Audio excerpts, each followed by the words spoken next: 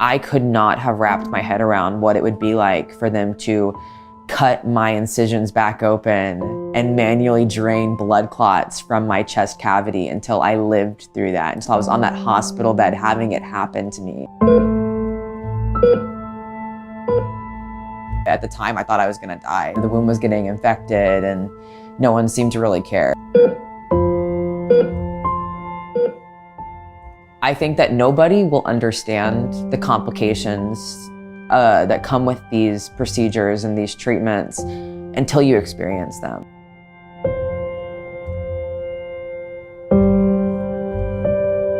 I began identifying as transgender at age 11, started hormone replacement therapy at age 17, and by age 19, I had a double mastectomy. Next month, I will be 21 years old. I had a little girlfriend at the time who also began identifying as transgender. She was 3 years older than me. We were both, tomboys. We felt very different from other girls. So when I heard that feelings of wrongness associated with being a girl had a name, it was very attractive to me that I felt very understood for the first time in my life. I suddenly had something to build my identity around. My mom was a single mom for the first 5 years of my life, and my stepdad was pretty severely disabled. So I came from a home life where I was on my own for a lot of things. Like, my parents loved me very much, they cared, but they didn't really know how to parent very well. Around 9th and 10th grade, I met my father for the first time. I actually reached out to him on Facebook and was sort of like, hey, I think you're my dad. I found out I had a 5-year-old little sister who is now 10 years old and one of the biggest joys in my life, and a pretty cool stepmom, and them being very open-minded and open-hearted. They saw my distress at home and felt like maybe supporting me in this identity was the best thing they could do. We hear a lot, would you rather have a dead daughter or a living son? And that was the sort of mindset that they were exposed to and they acted from. We started going to a support group not too long after. My mom did not like it. In this group, they had a subgroup for transgender youth. In the subgroup for youth, we mostly talked about who was starting hormones next, who was getting the next surgery, what big relationship mishaps had happened that week, who was struggling with self-harm. When I was feeling very heavy stuff in my personal life, and I was relating to these other kids, I began to think, oh, this really is the right path for me. I got sort of envy for the fact that they were getting all of these procedures, all of these modes of affirmation that I was not. There was also a nurse practitioner in the group whose child was transgender, and I ended up going to see him.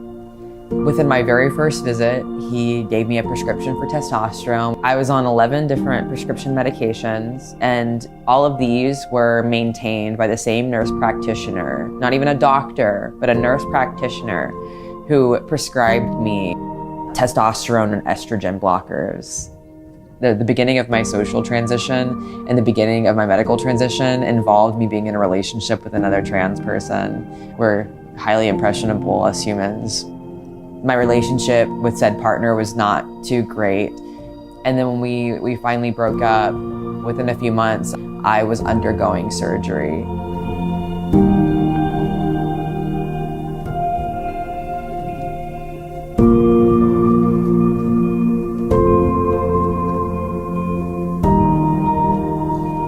So this was during a pretty traumatic point in my life. I mean, right off the backs of the pandemic, right off the backs of a pretty tumultuous relationship. And of course, my surgeon had given me a checklist of, here's everything you need, here's some recommendations of things to say. It was just sort of spoon-fed to me.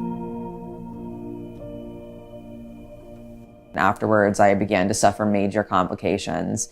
We noticed the bruising almost right away, and Despite sending photos to the physician line that we were given upon my discharge, we weren't taken seriously at all.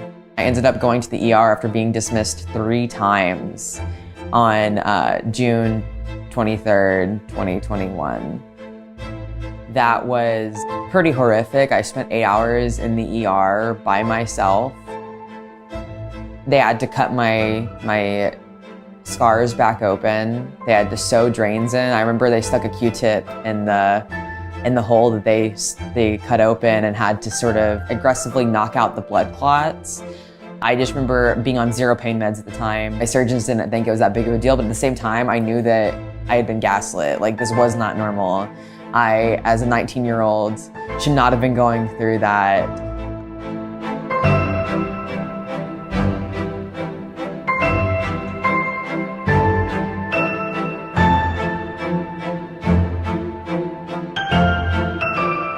After that, I continued to live as a man for 6 months. But when I moved down to Austin for school, I ended up taking a sociology class where I learned about how we develop a sense of self. And we actually develop a sense of self primarily through taking on the role of other, through role model. My little sister is my pride and my joy. I think I really took a step back and I thought, what if she came up to me and said the things that I say to myself? What if she told me that she felt her body was wrong when I know for a fact that she is perfect? That there is not a single thing about her that she needs to change. It's so hard to talk about her. I love her so much. I felt like for the first time in my life, I had a key to unlocking me, to maybe healing some of those parts of me that I thought were going to be broken for the rest of my life. And I sort of gave myself the chance to accept myself for who I was without the drugs, without the obsessive need to police myself.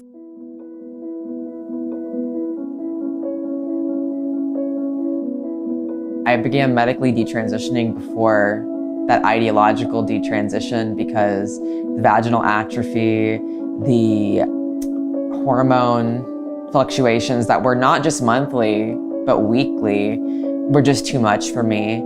I'm not sure whether or not I'm fertile because when I went to the gynecologist after I stopped taking cross-sex hormones, she said, we're gonna have to wait for you to basically go through puberty 3.0 to know what's up.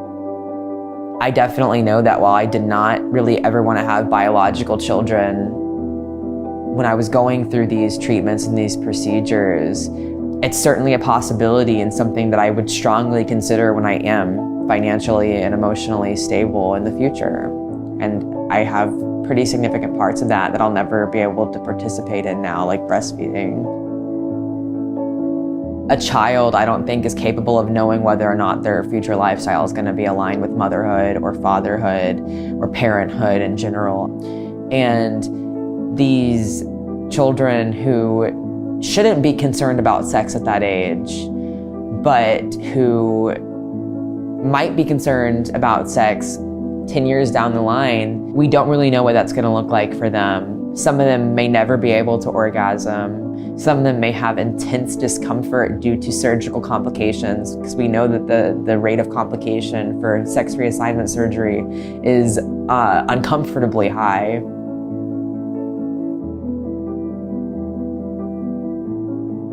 Sometimes the compassionate response is one which sets firm boundaries. At the end of the day, you need to be able to discern between enabling and helping. That you giving me access to certain drugs, that you just giving me referrals to whomever I asked for, didn't actually help me heal. It affirmed me in my delusion. Knowing what I know about my story and what I know about the stories of other women my age, of other detransitioners, I honestly think that we might see another Me Too-esque movement in the next 10 years of people coming out about their experiences. I'm still far from perfect. I mean, I think all of us are. I still struggle with my mental health when I get stressed out, but a lot of how I got to be so at peace with what happened to me and how I navigate those difficult feelings today is through mindfulness. And now when I feel a negative emotion like depression or anxiety or dysphoria, I lean into it a little bit. I say, this is really hard, and I give myself that compassion that I craved growing up, that I thought I was getting from being affirmed in my gender identity. I realize now I can give that to me, and that I need to, in fact, to not suffer as, I did for so long.